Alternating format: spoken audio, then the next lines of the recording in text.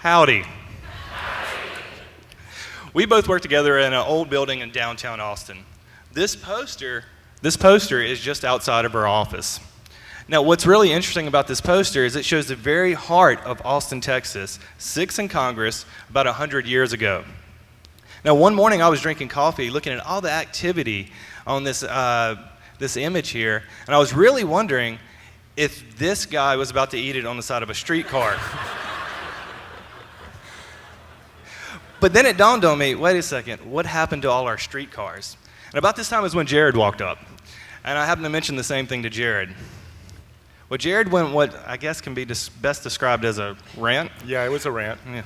A rant about eminent domain, the issues with modern mass transit, even flying cars. I think he started his rant with something like, you can't solve a modern problem with a 200-year-old solution. That's pretty much exactly what I said. But right from the beginning, I want to emphasize we really believe in the benefits of mass transit. When you have the freedom to choose a form of transportation that matches your lifestyle and your budget, you can build a broader and a more inclusive community. And this is one where retailers have a wider reach for customers and employers have more labor options, right? And then, of course, there's also not waiting in traffic. So if the outfits didn't tip it off for you, this is where I reveal that we are not traffic engineers. We're designers. And as designers, we know that any successful system needs to begin with the experiences the users are looking for. So traffic is a great start, but it isn't long before you talk to people about mass transit before you run into some kind of fears. These are the fears of losing certain freedoms associated with not driving your own car. So from our research, we found that this fear was actually real, and it was focused in essentially two areas. The first was essentially a fear of scheduling. The perception is that mass transit runs on a very rigid, fixed timetable. This requires a lot of advanced planning by you and an adaptation of your lifestyle around this schedule. And the other fear that we found was essentially a fear of lack of personal space. Inside of your car, you actually have your own personalized space, this comfortable spot for both you and your belongings. But on a bus or a train, you're constantly having to guard yourself and your belongings against a sea of strangers. So in the western and southern US, individuals told us that essentially a fear of scheduling and a lack of personal space were two reasons they didn't adopt mass transit on a daily basis. Okay, so what if I told you in the whole area of mass transit, there is one industry that competes on the basis of how many people they can carry per hour without a schedule? Further, they do it moving only 1 to 6 people at a time. That's right. I'm talking about the ski industry. This is Zillertal ski area in Austria. They hold the record for lift capacity. They have a system of 174 chairs and gondolas that can move 298,000 people an hour. So if you ran that on a 24-hour cycle, that would be 7 million people a day. And if they weren't skiing down and you carried them downhill, that would be 14 million people a day. That's a lot of people. And to put those max capacity numbers into perspective, the New York City subway only has to carry about 5.3 million people on a given weekday. So that's a lot of people. Now, we're not exactly saying chairlifts are the best solution for urban transit. There would be a lot of dropped iPhones. But if you were looking for inspiration on how to move a lot of people without a schedule, the ski industry is an excellent place to start. And one innovation you're going to find there is called the Highspeed detachable gondola. Now these are essentially 4 to 6 person cars that move and cruise along about 12 to 15 miles an hour, attached to a cable, supported by towers. For all practical purposes, they are flying cars. So they're called detachable because as they come in through a station, they actually let go of the cable, release from the cable, and slow down just below walking speed, about 2 miles an hour, as they glide through the station. Now this allows people to easily load and unload off the cars across a flat level platform. And then the cars essentially accelerate back up and to line speed and reattach to the cable. Now, the operation is continuous. It doesn't stop. So you catch the first available car as it drifts through the station. Now this means if a car glides through with a creepy looking guy, maybe a lobbyist in a suit. That's creepy. wait 2 seconds, and catch the next car.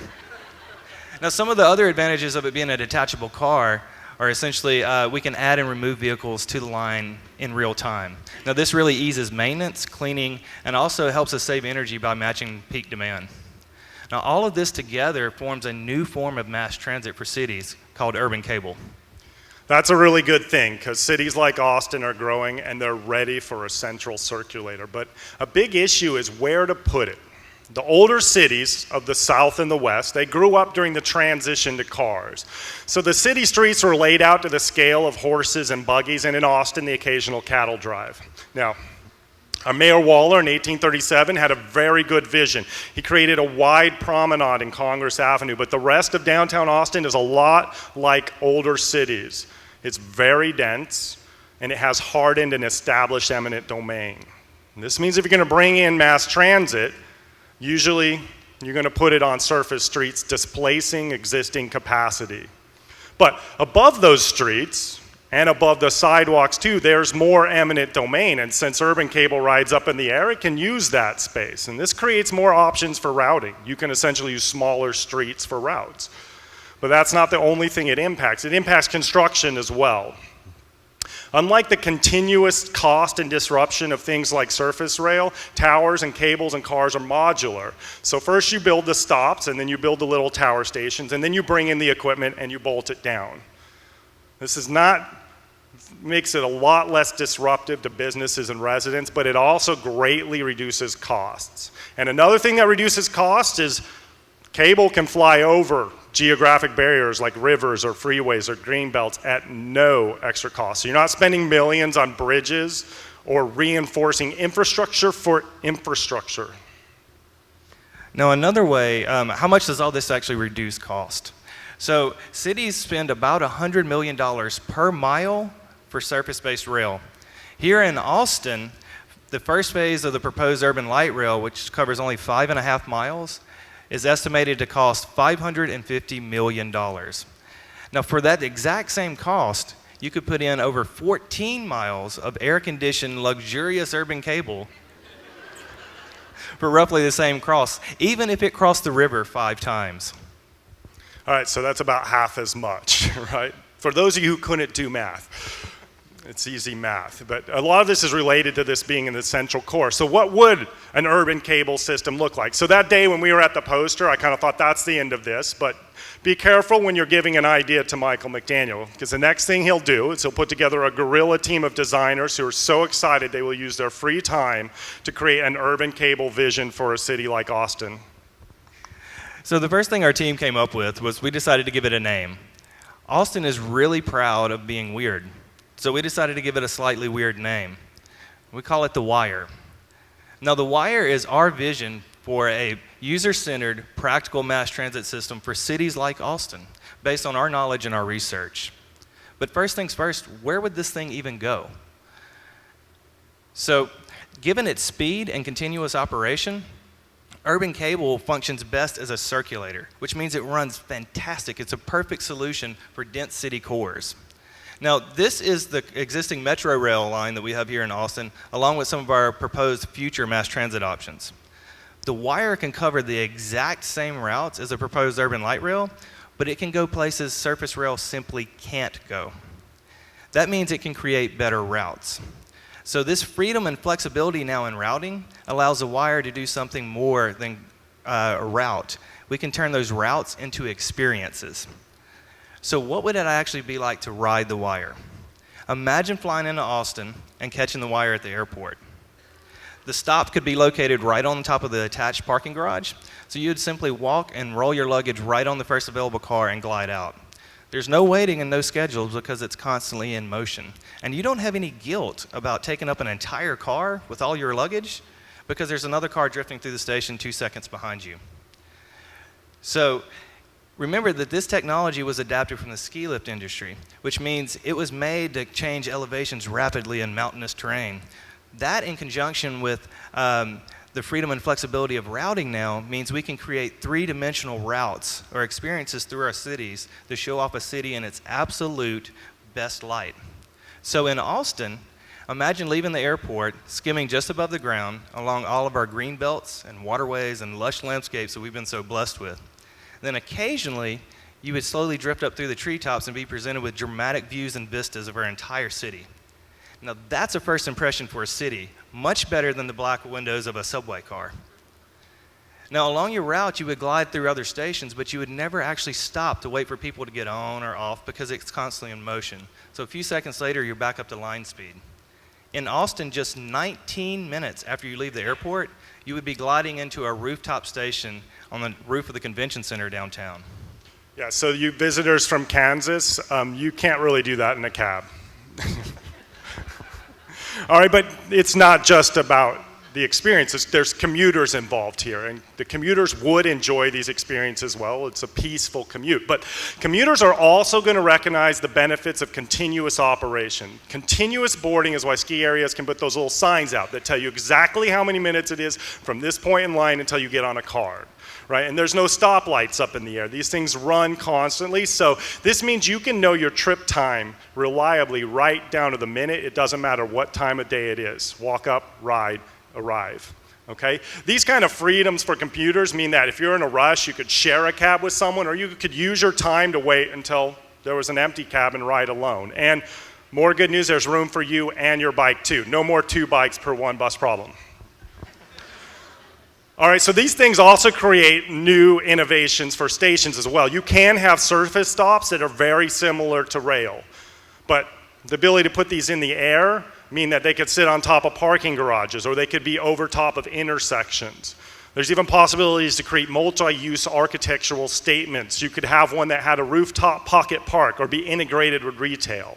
With all these possibilities, it creates new opportunities for public-private partnerships. You could even envision a stop integrated into the lower floors of an existing high-rise building. Right? This means more ways to share cost. It encourages smart growth, right? It allows us to build community around commuting. Now, design is also important in creating a community around mass transit. Just look at the name we chose, The Wire.